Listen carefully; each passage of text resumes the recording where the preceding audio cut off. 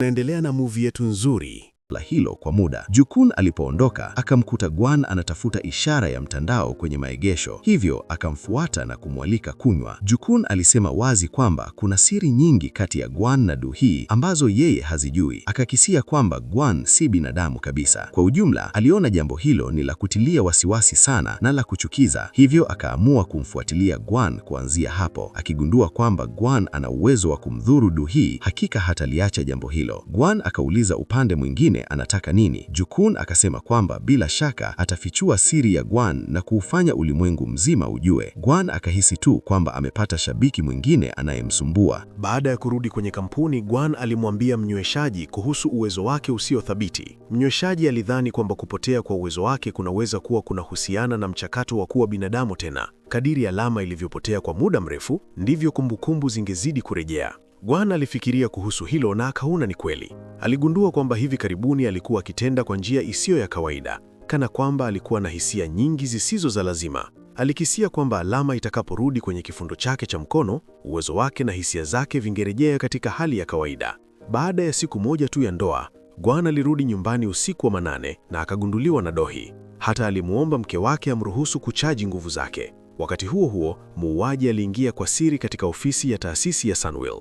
Kwanza aliweka kifaa cha kusikiliza chini ya meza, kisha akalenga mwongozo wa maagizo wa pepo. Upande mwingine, kuchaji ambako Gwan alikuwa akizungumzia kwa kweli kulikuwa ni kushika mkono wa Do-hee. Alikuwa na wasiwasi kwamba kama angepoteza alama kwa muda mrefu sana, angekuwa binadamu kabisa. Do-hee alifikiri moyoni mwake kwamba hapaswi kutumia nguvu hovyo, lakini alipokuwa karibu kusema hivyo, alijizuia kidogo. Hali hiyo ilimfanya Gwan ajisikie na aibu kidogo, na akamuhimiza aende kulala haraka. Do-hee alisema kwamba kushikana mikono namna hiyo gingefanya isiwezekane kulala. Asubuhi iliyofuata, Gwan aliamka kwanza na akageuka kumtazama Do-hee. Cha kushangaza, Do-hee ambaye macho yake yalikuwa bado yamefungua, alibadilisha mkao na kumgeukia. Hakuweza kukataa kwamba pepo pia alikuwa ameanza kuwa na hisia kwa mwanamke aliyekuwa mbele yake. Wakati Gwan alikuwa akimtazama, Do-hee naye akaamka. Alipomuona Gwan upande wa pili, alipatwa na wasiwasi kiasi kwamba alishindwa kupumua.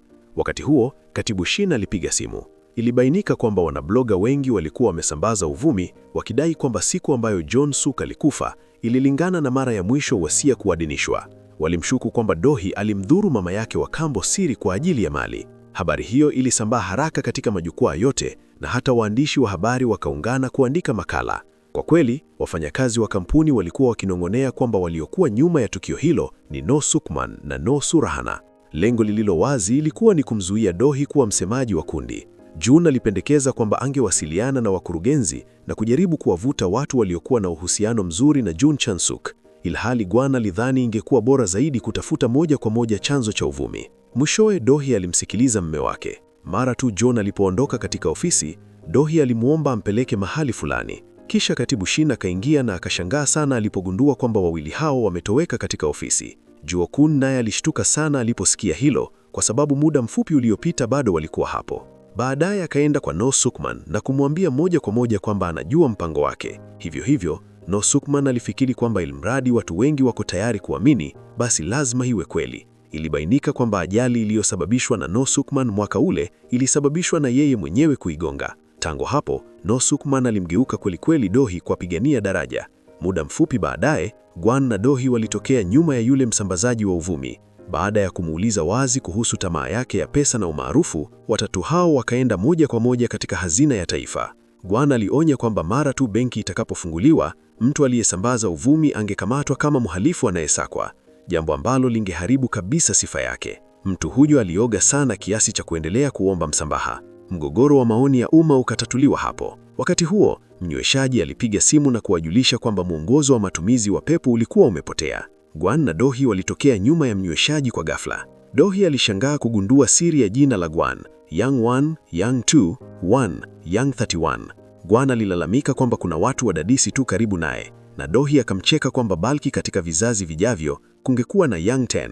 Alipouliona kitabu kijani, aliendelea kujiuliza ni kitu gani. Mnyweshaji alisema waziwazi kwamba ilirekodi asili ya mapepo, namna ya kutumia nguvu zao na hamna ya kuzipunguza. Hakuwa anajua kwamba mazungumzo yao yote yalikuwa yakisikilizwa na muuaji. Mtu huyo alionekana kugundua mikoo ya mapepo. kutoua walio hai, kutowafufua waliokufa, na zaidi ya yote, kutozuia majanga ya asili. Pepo akithubutu kuingilia, angebadilishwa kuwa juvu. Gwan alitafuta kila mahali lakini hakupata. Alimshuku Juokun kuwa ndiye mhusika. Baada ya yote, mtu huyo anamshuku Gwan, kisha alimpeleka Dohi nyumbani huku yeye akienda kuhudhuria maonesho ya taasisi ya Sunwell. Bila kutarajia, polisi walimkamata Dohi kama mshukiwa wa mauaji ya John Suk. Habari hiyo ilimfika Gwan haraka. Mara tu alikimbiza kituo cha polisi. Ghafla, muuaji akamrukia Gwan na kumchoma kisu.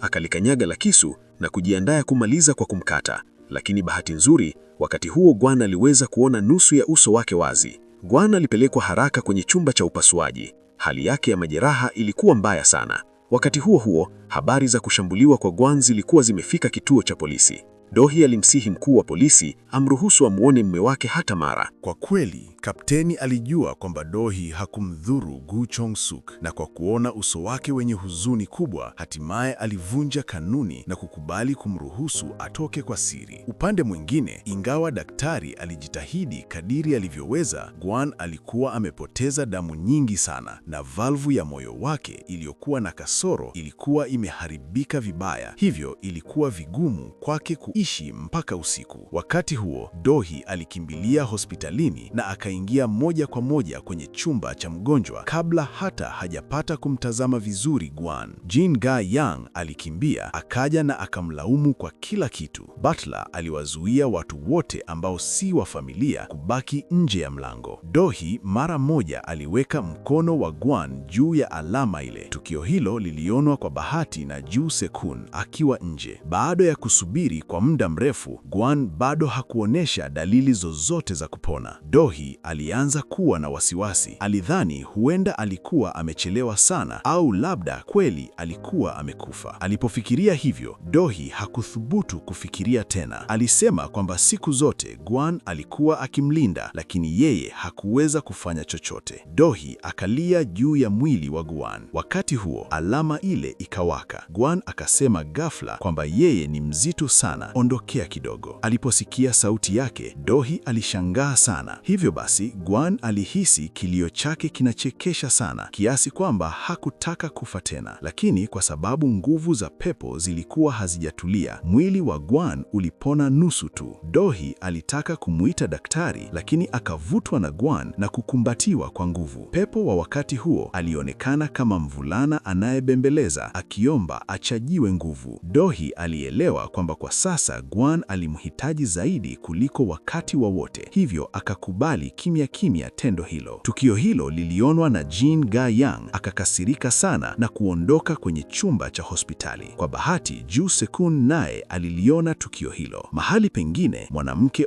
omba aliutazama mwezi mwandamo angani. Aligundua kwamba Dohi alimwokoa Gwan bila kujua kwamba angeweka maisha yake mwenyewe hatarini. Baadaye, Ju Sekun alimlazimisha arudi kituo cha polisi. Ingawa Dohi alikuwa bado na wasiwasi, alilazimika kufanya hivyo. Jin Ga-yang siku zote aliona kuwa mwenzi wa maisha wa Gwan ndiyo lengo lake, lakini muda huo aligundua kuna mtu alikuwa amejiingiza katikati ya wahusiano wao. Usiku huo, Gwan aliota ndoto mbaya. Ndani ya ndoto alikuwa amezungukwa na moto mkali, mwili wake ukiendelea kuungua, akizama katika kina cha maumivu. Ghafla akaamka kwa shtuko. Upande mwingine, matokeo ya kibali cha upekuzi wa polisi yakatoka. Hawakuweza kuthibitisha kwamba Dohi alimdhuru Ju Chong-suk, hivyo akaachiwa huru mara moja. Kwa sababu Gwan alikuwa amejeruhiwa, alimwomba Butler amletee maji. Maji ya kawaida hayakutosha, ilibidi yawe maji ya barafu, na Butler hata akamwekea mrija wa kunywea. Alipomaliza funda moja tu, akataka kifungua chakula. Baada ya kula, mgongo wake ukawa unamwasha. Kiufupi, kila kitu alichokuwa akifanya sasa kilionekana hakina maana. Ghafla, Dohi akaingia kwenye chumba cha hospitali. Gwan akaruka kutoka kitandani mara alipomuona. Furaha ya kweli ikaonekana usoni mwake. Lakini Dohi alikuwa na wasiwasi kuhusu afya yake, hivyo akamsaidia kulala tena kitandani. Gwan akasema anataka kurudi nyumbani kwa sababu hawezi kuvumilia kubaki hapo. Dohi akapinga akisema bado anahitaji matibabu. Nani angefikiria kwamba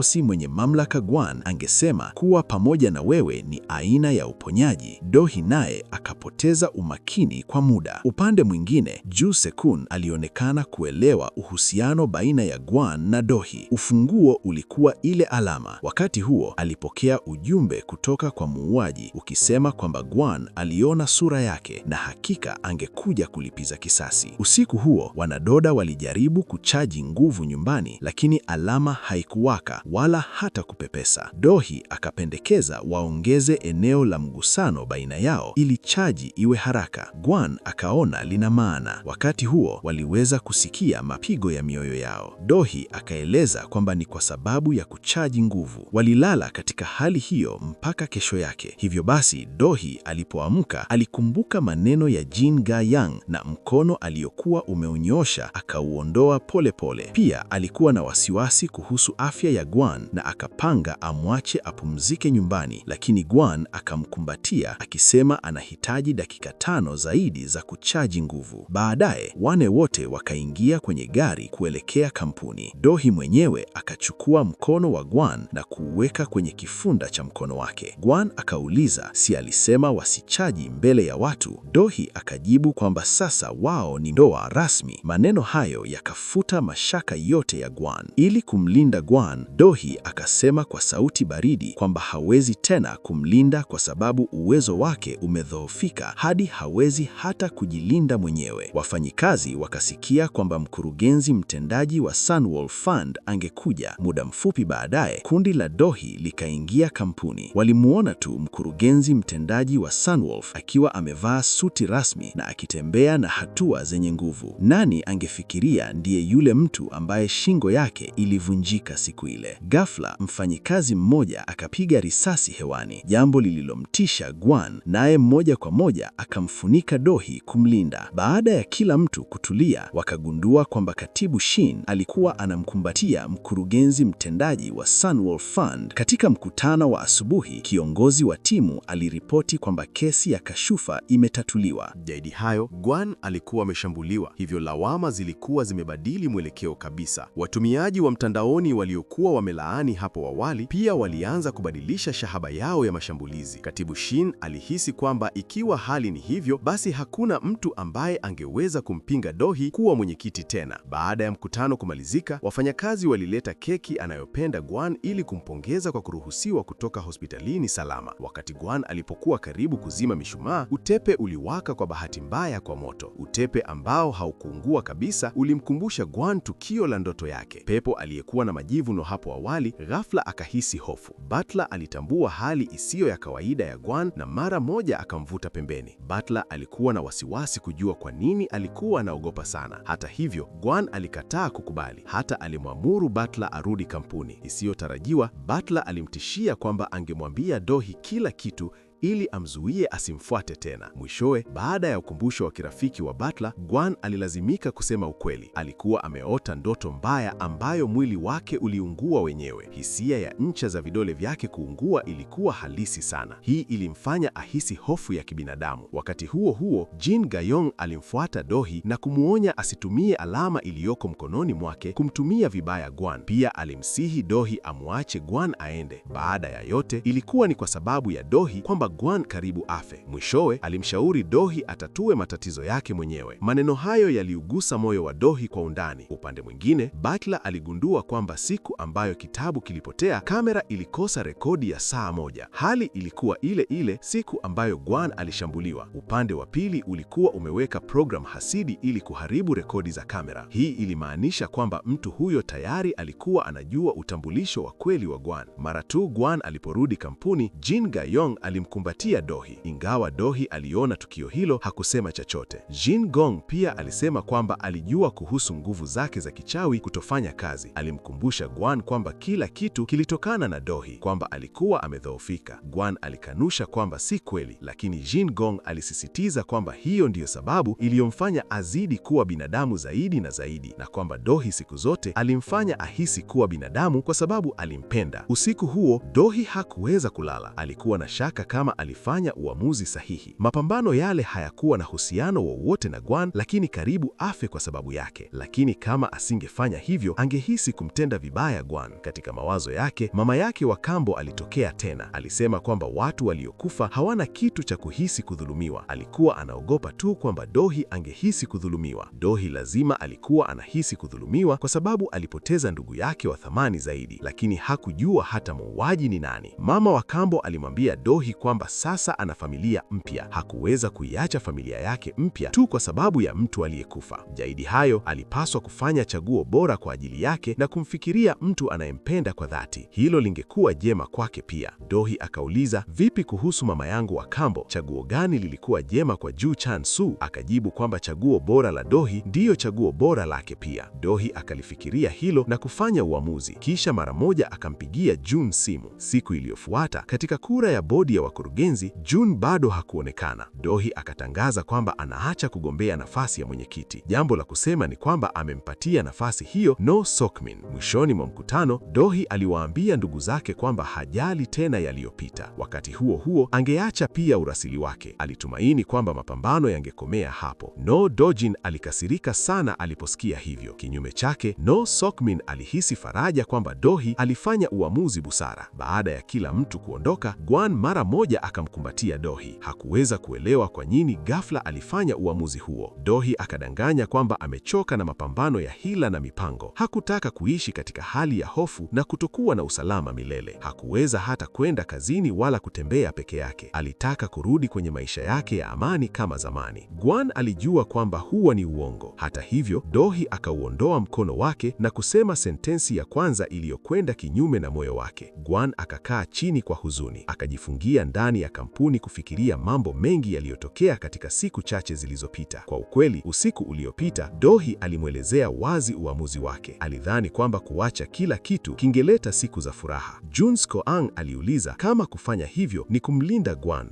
Dohi alisema kwamba hataki kumpoteza tena mtu anayemthamini. Muda mchache baadaye, Gwan alimfuata Jun Sko-han na kumuuliza kusudi la Dohi kufanya hivyo. Jun Sko-han alikasirika sana. Alisema wazi kwamba kila kitu ilikuwa kwa ajili ya Gwan. Baada ya kusikia hivyo, Gwan alirudi nyumbani mara moja akitaka kuzungumza na Dohi, lakini hakumpata. Alipiga simu na akaipata simu yake juu ya meza. Gwan akambilia kwenye bustani ya maua na kumwambia Dohi kwa sauti kubwa kwamba ikiwa ameacha kila kitu kwa ajili yake, basi anapaswa kurudisha ujasiri wake wa kupambana na kufanya uamuzi bora ambao ungekuwa jema kwake kweli. Hata hivyo, Dohi aliweka wazi kwamba Gwan Sko-chong na wazazi wote walikuwa wamekufa. Watu aliowapenda wote walikuwa wamekufa. Mwishowe, yeye pia angekufa kwa ajili yake. Gwan akasema ni kwa sawa. Kisha ghafla akasogea mbele na kumbusu Dohi. Tukio hilo lilikuwa la kimahaba sana. Hadi wakati huo, ghafla Gwan hatimaye alikiri kwamba ingawa hisia zake kwa Dohi zingemfanya awe wa kawaida, lakini bado ilikuwa hatumi ambayo hakuweza kuiepuka. Wakati huo, alama ghafla ikawaka. Matone ya maji yaliyokuwa yanaanguka yakasimama haraka katikati ya hewa. Uwezo wa Gwan ulikuwa umerudi. Dohi kwa furaha akajitupa mikononi mwake. Usiku huo, Gwan na Dohi walifanya yale ambayo wanandoa wapya wanapaswa kufanya. Asubuhi iliyofuata, Dohi aliamka na kufunika uso wake kwa aibu. Gwan alipendekeza waende kula kifunguo kinywa nje. Sentensi hiyo ilimshangaza Dohi kidogo. Alifikiri kwamba mapepo hayali kifunguo kinywa. Gwan naye hakujua pia, na alishuku kwamba polepole alikuwa anazidi kuwa binadamu. Wawili hao walienda kwenye mgahawa ambao walikutana kwa mara ya kwanza. Gwan alianza kuzoea maisha yenye kelele taratibu. Ghafla, sauti iliyofahamika ikasikika kutoka nyuma. Mwendesha mashtaka alikuwa akijigamba kwa mchumba wake wa miadi ya kwanza kwamba kulikuwa na binti wa Chaebol aliyempenda mara ya kwanza alipomuona. Alikuwa akimng'ang'ania kila wakati na kudai wasajili ndoa yao, lakini mwendesha mashtaka mwenye haki hakutaka kuwa chini ya Chaebol. Hivyo alikataa pendekezo hilo kwa msimamo. Gwan hakuweza kukaa kimya na kusikiliza. Mwendesha mashtaka alipomwona Dohi, mara moja aliondoka na yule wa miadi kana kwamba anakimbia. Hata hivyo, Gwan hakuweza kuliacha liende kirahisi. Aliamua kutumia uwezo wake kumfundisha mwendesha mashtaka somo ili asithubutu kuchafua tena taswira ya mke wake katika siku zijazo. Lakini Dohi alifikiri kwamba ndoa ilikuwa wazo lake baada ya yote. Dohi alimkumbusha kwamba leo ilikuwa ni maadhimisho ya kampuni, hivyo haikuwa lazima kwenda kazini. Baada ya hapo, wawili hao walikaa kwenye benchi bustanini wakivuta pumzi uamuzi kwa kusema kwamba ilikuwa vizuri kutokwenda kazini. Gwan alikuwa na shauku kujua watu hufanya nini wanapokuwa kwenye mapenzi. Dohi akafikiria kwa muda na kusema kwamba mbali na kula na kutembea, hakuna kitu cha pekee. Gwan aliona hilo ni la kawaida sana, lakini kisha akauliza kama ilikuwa vivyo hivyo alipokuwa pamoja naye. Ghafla akaona wanandoa wakipanda baiskeli ya watu wawili. Alipofikiria neno wanandoa, alitaka kupanda baiskeli hiyo pamoja na Dohi. Wawili hao walizunguka mizunguko mingi, nyuso zao zikiwa zimejaa tabasamu za furaha. Wakati huo, Gwan aliona mashua ya bata ya watu wawili na akataka kuijaribu pamoja na Dohi. Kwa vyovyote vile, ilmradi ilikuwa inahusiana na wanandoa, alitaka kujaribu pamoja naye angalau mara moja. Jambo muhimu lilikuwa kwamba Dohi hakuhisi ni kitoto na alikuwa tayari kujaribu pamoja naye. Wakiwa wamechoka kucheza, walikaa kando ya mto wakitazama machwezi ya jua. Gwan alisema kwamba hakuwahi kugundua kwamba hata watu wa kawaida wana upande wa kupendeza. Wakati huo ndipo alisikia msichana aliyekuwa nyuma yake kumuita mpenzi wake Hani. Hivyo akaeleza tamanio lake kwamba mke wake naye amuite hivyo. Dohi alionyesha kutokubaliana wake kwa uso wa kukasirika. Gwan akajibu kwamba pia ilikuwa sawa kumuita mume. Dohi akasema ilikuwa imerukwa na akili. Gwan akauliza ni nini kilichokuwa imerukwa na akili ilhali yeye ni mume wake. Alipoona kwamba Dohi hakuwa na nia ya kufungua mdomo wake, Gwan akakasirika mara moja. Hawakuwa na wazo kwamba kulikuwa na mtu anayewapiga picha kwa siri. Jioni hiyo, Gwan na Dohi